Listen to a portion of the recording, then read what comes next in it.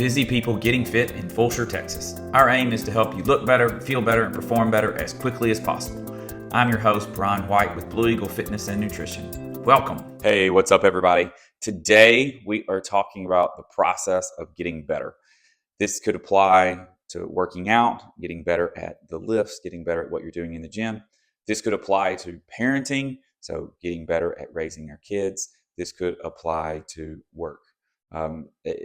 Anytime we're going to get better, you're going to go through a process. And what I'm talking about is starting at square one, right? You've never been in the gym before, or you've never had a kid before, all the way through to you being more or less an expert, putting in those hours over the days, the weeks, months, and the years. So how does that process work? Well, it starts with phase one or wave one adaptations. When you first started in the gym, did you feel like you were a baby giraffe walking on ice? We see this a lot, like with the bench press, where someone's doing bench press for the first time. Even with a super light barbell, it's super wobbly, or with a back squat where the body just doesn't really know where to go. We're working through what we call wave one adaptations, and that's where your muscles are perfectly strong to lift the weight. That's not the issue. The issue is that your brain, your central nervous system, so your brain and your nerves, aren't communicating very well with what it wants your muscles to do. And so there's this growing up period with these wave one adaptations where your body, if we take the bench press, for example, is really just trying to realize that we want that bar to go straight down, lightly tap the chest, and we want that bar to go straight up. And that's it. There are no real nuances. We want the bar to go down, to tap the chest, and then we want the bar to go up. And we're going to struggle with that. We're going to stick with a lightweight and stick with something that's relatively easy until you can make that mind-muscle connection. Now, unfortunately for all of us who are parents, we can't keep it easy, when you have a baby. In many cases, this is the hardest time of life, and we're just trying to make it. But again, we're not dealing with the nuances of turning teenagers into young adults, right? And dealing with all of those. We're just trying to make it to the next day, sticking with the fundamentals of where we are encouraging our baby to eat, sleep, poop, and repeat. Eat, sleep, play. Eat, sleep, play. I knew there was a P there. Eat, sleep, play, and repeat that cycle, right? Anybody else remember that? Repeat that cycle until they reach a certain age where now we can start. We're basically out of wave one adaptation. We're out of just trying to master the very basic fundamentals. Again, the bench press is the bar going down and then the bar going up.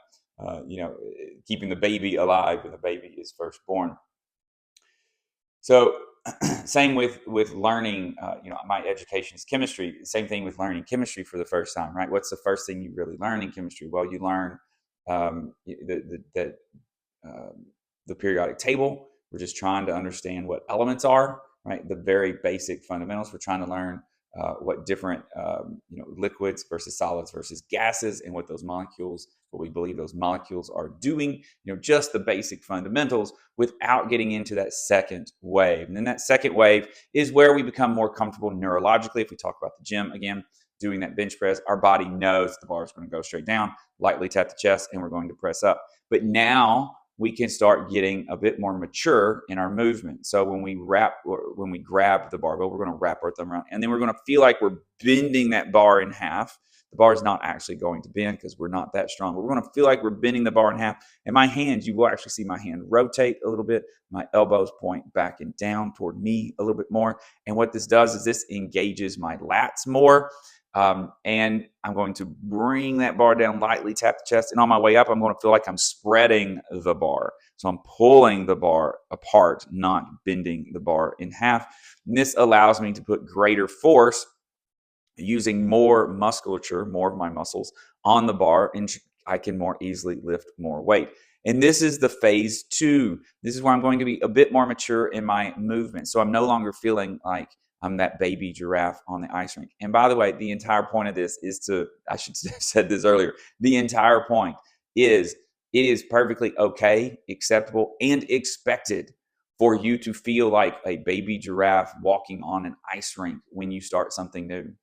That's great. That means you're stepping out of your comfort zone, you're growing as a person, and you're getting better in some area, even if we're not exactly to where we want to be just yet.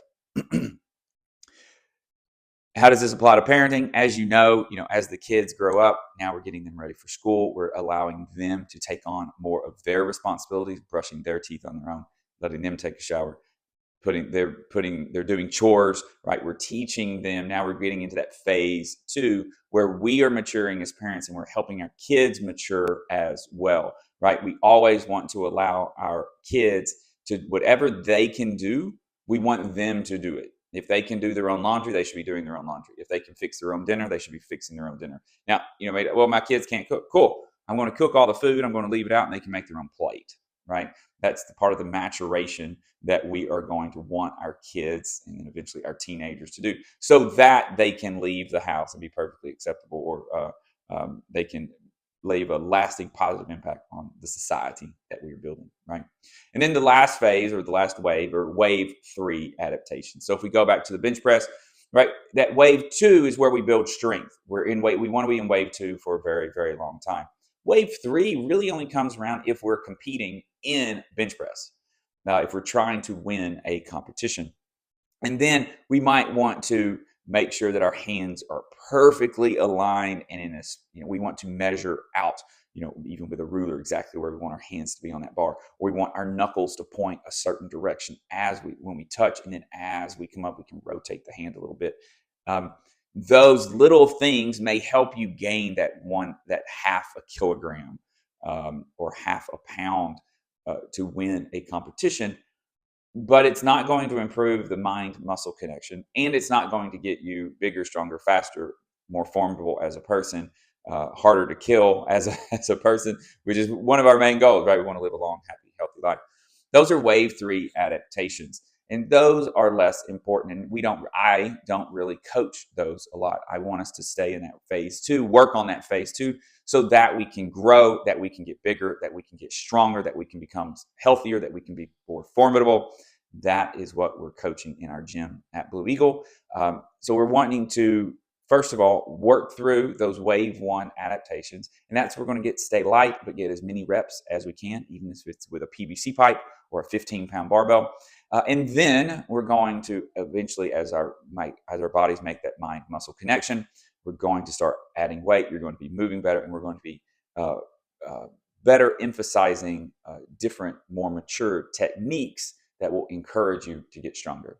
Hope you found this helpful, and I look forward to seeing you in the gym. Have a great day. Bye.